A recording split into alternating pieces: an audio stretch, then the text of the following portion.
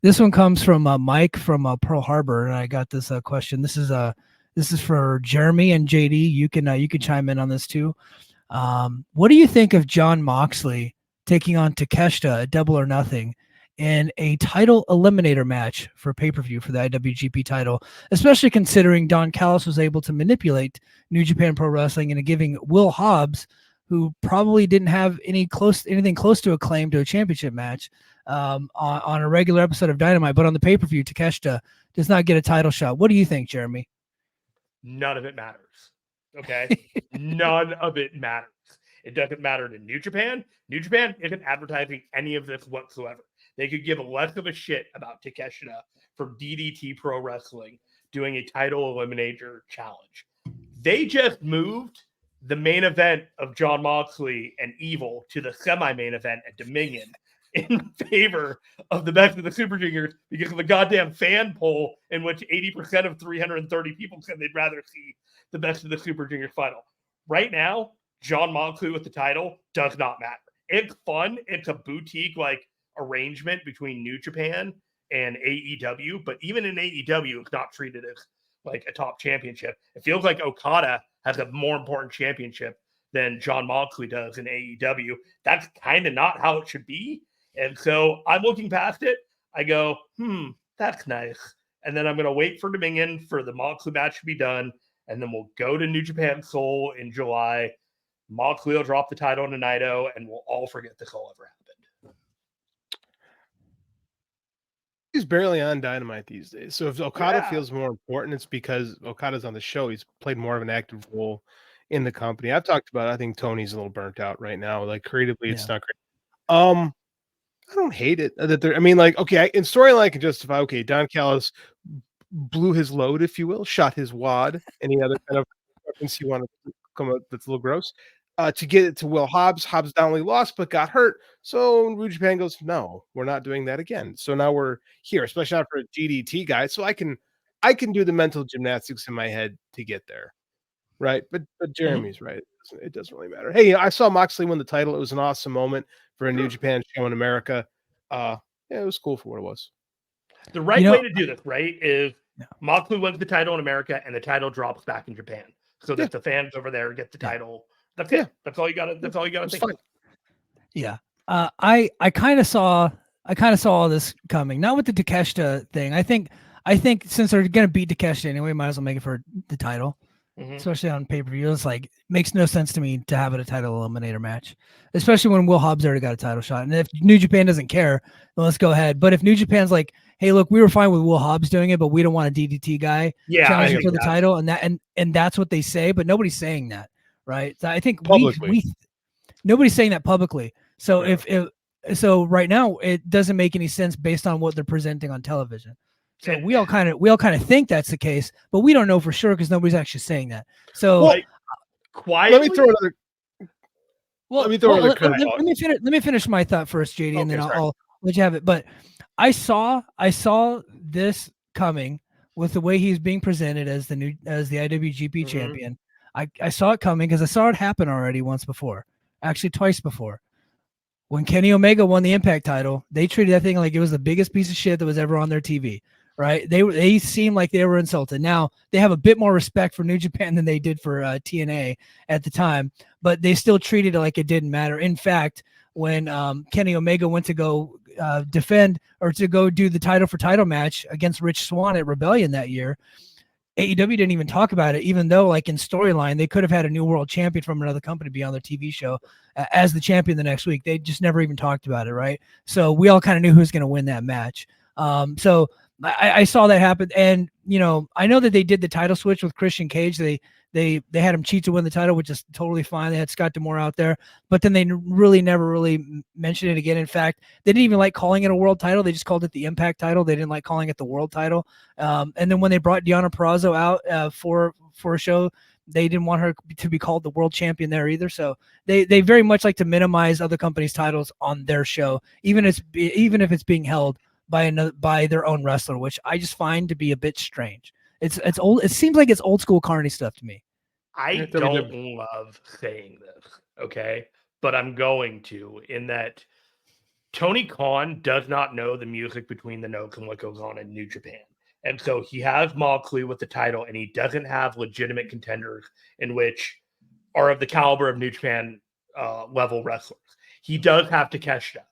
So at Double or Nothing, him putting Moxley against his best Japanese wrestler that he's never wrestled against is kind of lazy booking in a lot of ways, because it's just like, I want to get a guy that is of the caliber to wrestle Moxley. He's from Japan. All the boxes are checked.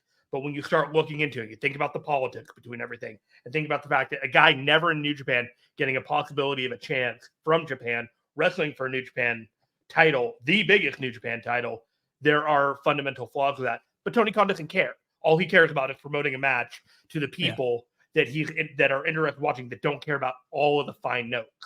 But you start losing credibility with the people who take all of this and watch all the details and think, okay, if you don't care about the details here, why do I think you're going to care about the details when it comes to your own programming rather than cutting the corners?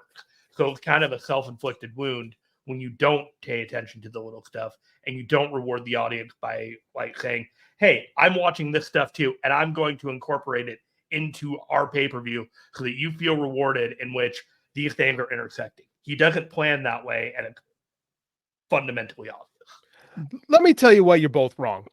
So, where's Takeshita from? DDT. What's DDT part of? Oh, I'm sorry. Where's Takeshita from? AEW. No, he's from DDT. Like Jeremy said, he's a DDT guy. He still has contract with DDT too. What is DDT a part of? They're part of Cyberfight, right? What did the new president of Cyberfight announce publicly this past week? Was it the NOAH president or the Cyberfight? No, Cyberfight president. Cyberfight. Cyberfight. Yeah. The WWE Incorporation. Okay, then why have the match? That's politics, man. No, but why have it at all? Mike, this is old school Japanese shit. We're gonna have a guy from the other company that wants to be part of DDT, wants to be part of WWE. We're gonna have him lose to Jon Moxley in a match that doesn't matter. But this was in the like. That's what it is. For weeks ago before this. You think they weren't aware of those things? All those guys are having a love each other show coming up, where they're all going to be in tag matches, helping each other out. Well, one company announces they want to strengthen their ties with WWE. This is old school, specifically Japanese 101 politics. Yeah. All right. Like, that's what it is. We're gonna go out there, and this Takeshita is a known DDT guy. He's gonna lose to Moxley. So the guy who's associated with the company that wants to chase WWE coattails lost to the American with the New Japan title in a match that doesn't matter, that no one's gonna remember. Old school My wheelhouse Japanese is New Japan, so I'm just gonna go with it if that's the consensus. I just think that if you know what, Jon Moxley has done a really good job of like popping houses as the champion. I would say that Chicago house was insane for a New Japan America show, and they obviously did pretty good in LA here recently, and I think they're gonna have to do a good job coming up in San Jose.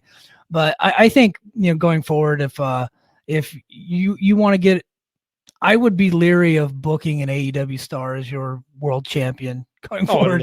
It'll never you know what I mean? Like, because Tony Khan will never treat that title with a ton of dignity on his show. He's going to treat it as if it's less than. And I think because he just wants to make sure that his titles are always looking like they're the biggest titles. You know what I mean?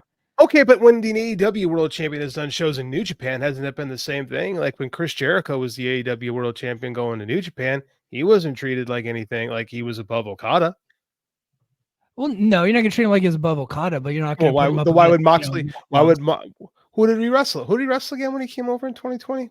Was it Tanahashi or was it someone else? I don't even remember. I think he did Tanahashi, and then didn't he do? He did a series of matches with some big stars, and then he did a match with Naito at one point. Yeah. Jericho did. Yeah. He did the Painmaker gimmick for a while. He did a match with Omega, I thought, right? Omega was the first before. Yeah. But when he came back when he came back specifically as the AEW champion, it wasn't like they treated him. It wasn't the same. It was not the same. Yeah. It was. So I mean, like, it's kind of the same. I mean, like, I don't know. There's a lot of different protections. Moxley has more leeway to do what he wants with New Japan because of the handshake deal and what he's got going on with Tony Khan. At the same time, Moxley won a tag match against FTR back in fucking March at Revolution. Then he fucking disappeared. He wasn't on TV. He was there. He was fine, but it was clear that he was either going to lose to somebody, and New Japan and AEW did not want him to lose, knowing full well that he was going to win the IWGP title. And then once he did, New Japan couldn't get him for tapes. AEW had to protect him to keep him from losing the title, and nobody's happy. It's just weird. It's just and I know for a fact that the New Japan hardcore fans are not happy with his title reign, despite the fact that it's probably like in America business. Yeah, why aren't you in Japan wrestling at these shows? Like that's we got the best of the super juniors going on right now, but the whole road to Don Taku, like where's our champion? You know, you got Naito wrestling fourth from the bottom on the card in tag matches with a t-shirt on, and people are like, why should we care?